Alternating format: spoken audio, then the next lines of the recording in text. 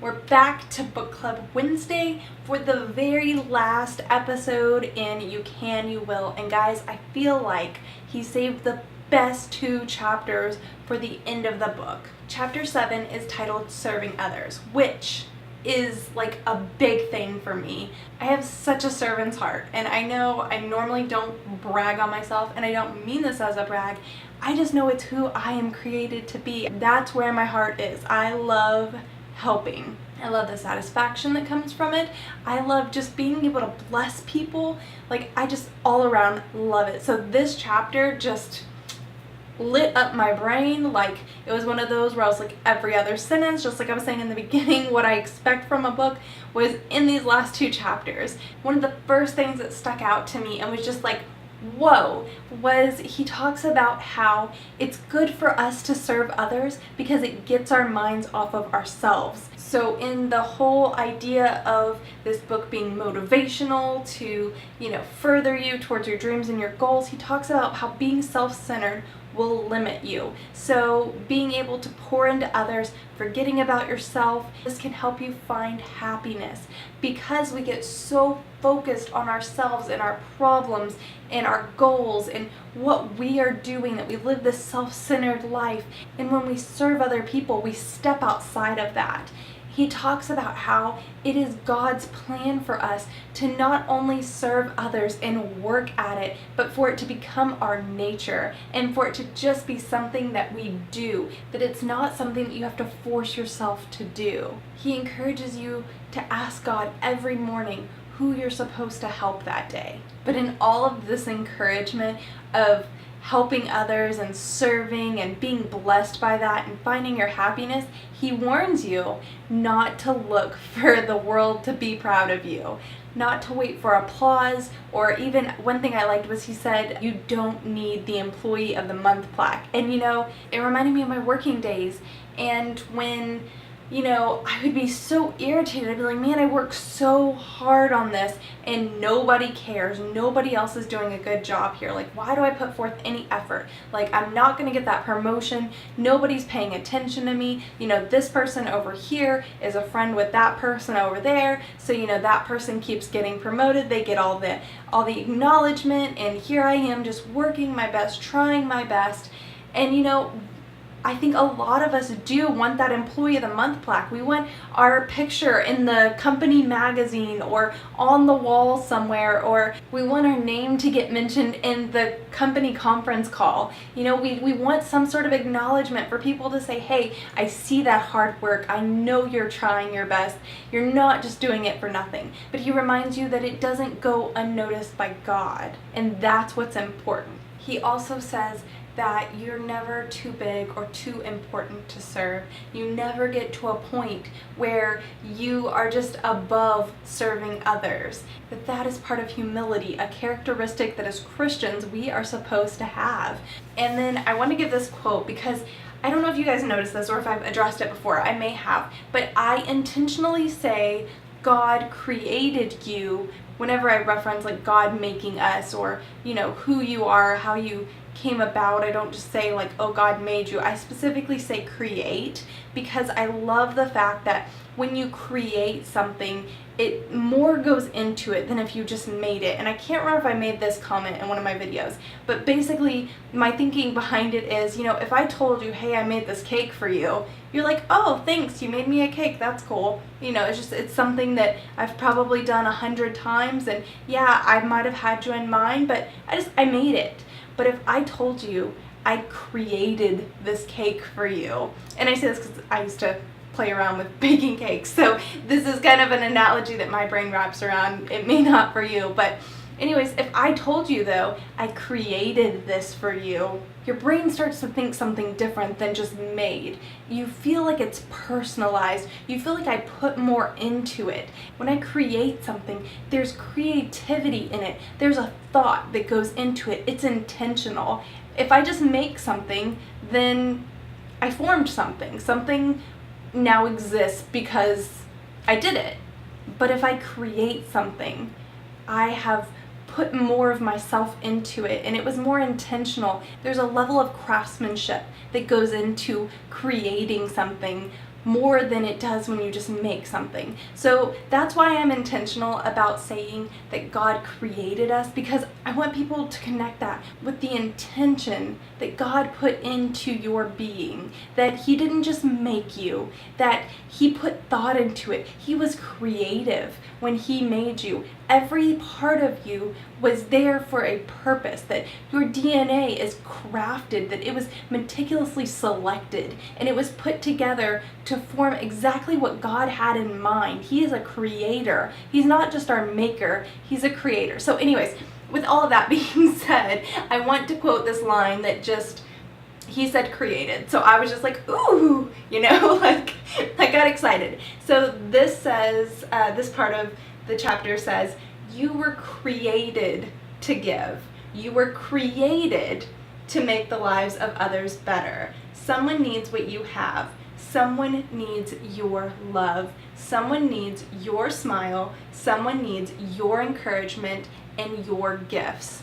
So of course, with what I just said, you kind of get this different picture of God doesn't just want us to do good things for other people. He doesn't want us to just help people, that He created us to do good things for each other. So it wasn't just something thrown in like, oh yeah, and in my word I want you to be good people, so I'm gonna tell you to, serve each other and be good for each other. No, I think that serving each other is like the joints of the body of Christ. It's what makes us all fit together. He reminds you that this act of service, though, doesn't have to be something big. Don't feel like you have to overwhelm yourself and you have to, get caught up in works and spiritual talk and try and pour too much of yourself out.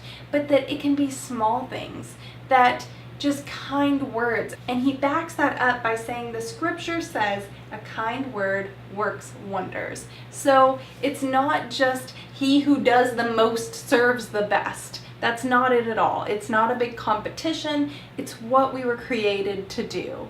And then he really hits home, literally. The next part of this chapter talks about how you should start serving in your home, which why is it that it is so much harder to display our love to family than to strangers? I mean, we love family more than strangers, but displaying it, acting in love, is so much harder for some reason. With your family, you have that comfort level of, I know you really well, you know my good intentions, but also I know your worst, and you bug me, or I'm around you all the time. And so there's this level of, I can't think of the word, but where you're just too comfortable with someone and you forget to keep putting in that effort, and you kind of take them for granted because they know you love them. But it's important, because if you love someone more, you should treat them like you love them more.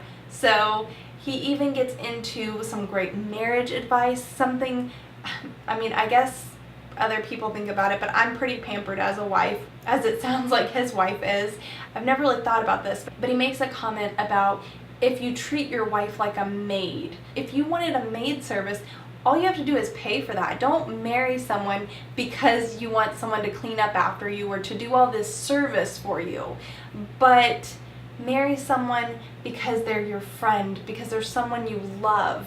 And I thought that was really an amazing thought process. We get caught up a lot in our duties as married couples, and it's his job to bring home the money. It's her job to cook dinner and keep the house clean.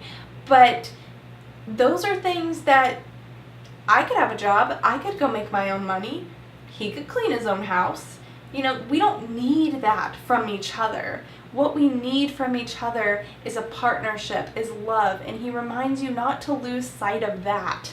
And I didn't see that coming from this chapter, but it's a great reminder to serve our family, to serve right where you are.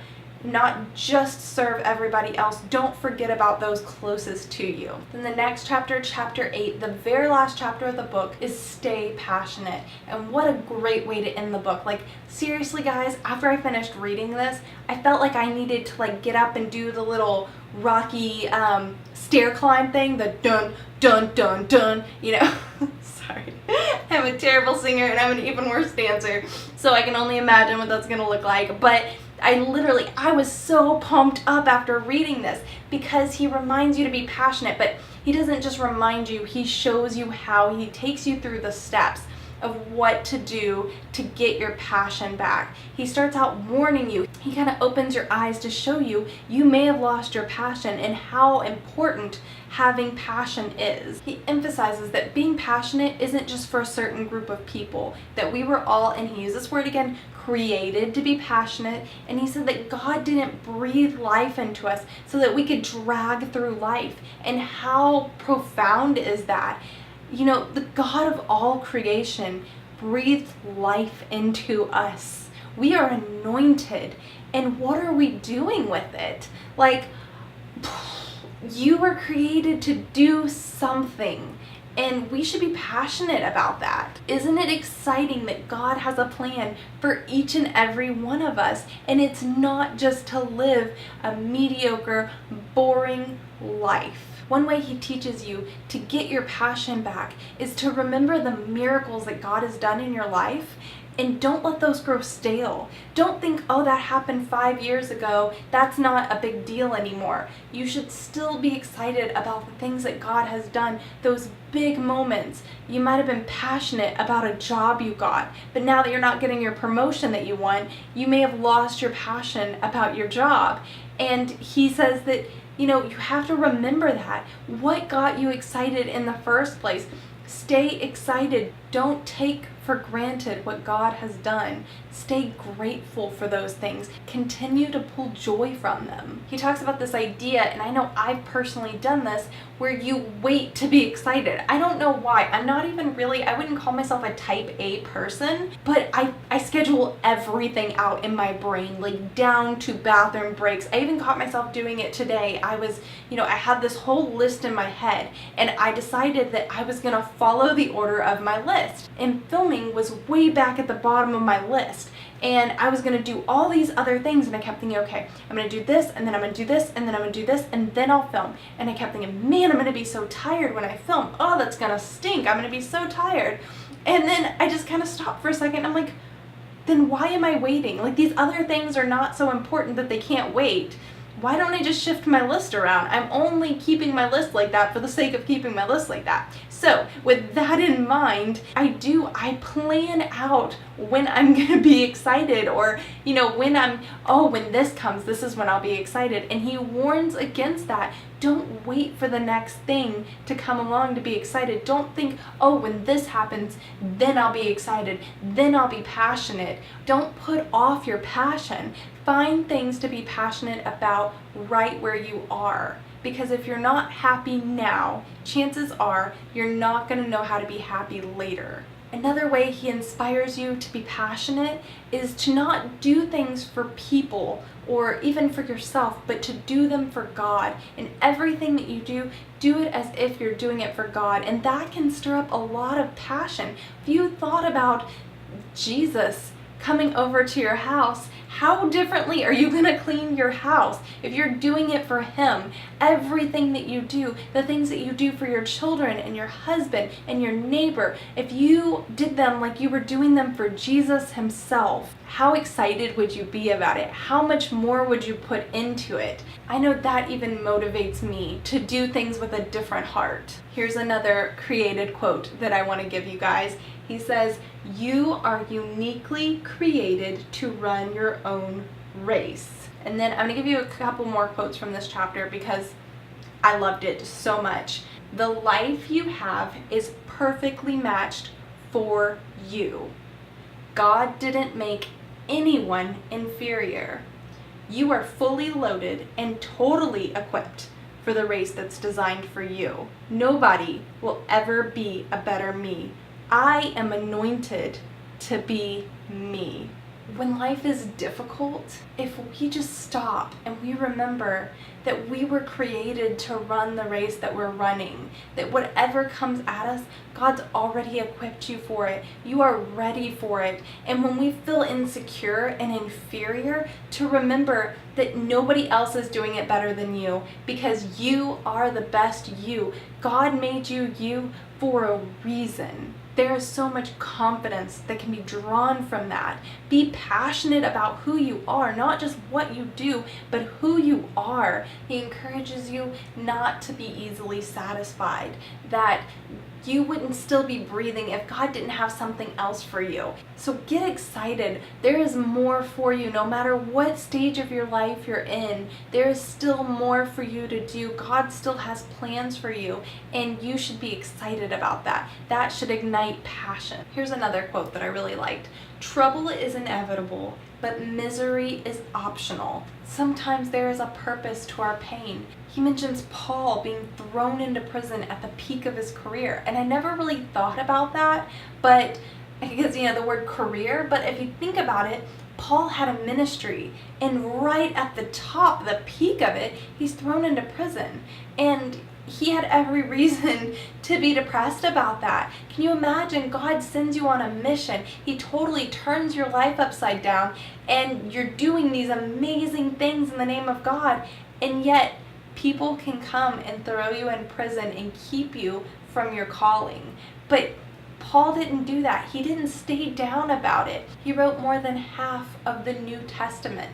He continued to do what he was called to do. He didn't allow himself to be discouraged. He stayed passionate. The next thing he says to encourage you to reignite your passion is to let go of things you can't change. The past is the past, and sometimes to leave the past in the past, we have to forgive. We have to forgive others, but also importantly, he doesn't leave out, we have to forgive ourselves. And then change what you can change.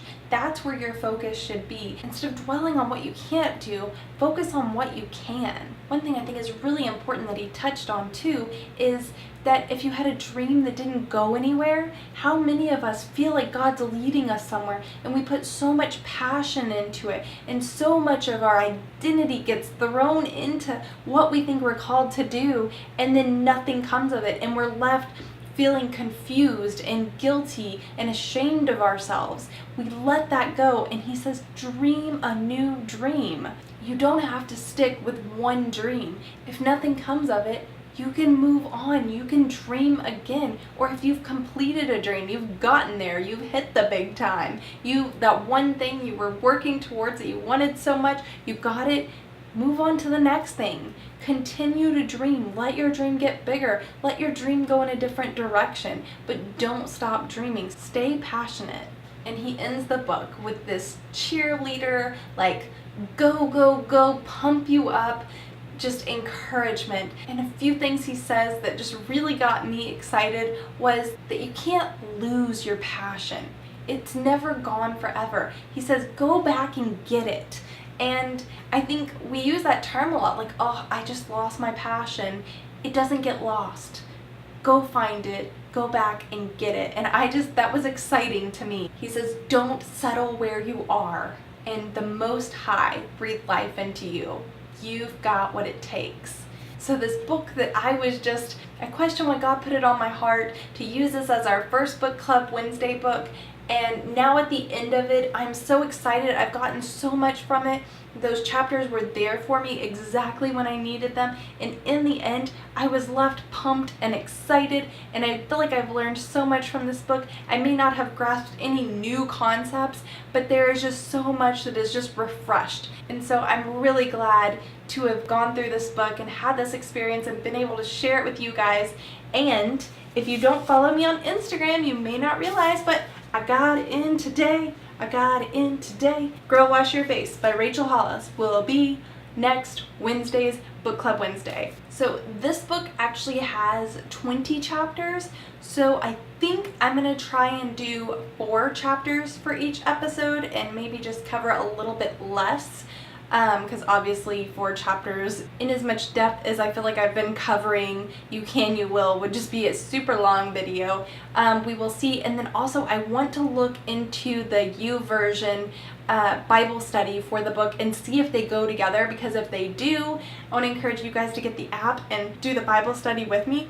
And I think even if it doesn't go along with it completely, like follow along, like match up, I want to encourage you guys to do the Bible study anyway, because it'll kind of get us on the same page. Same page, it's a book.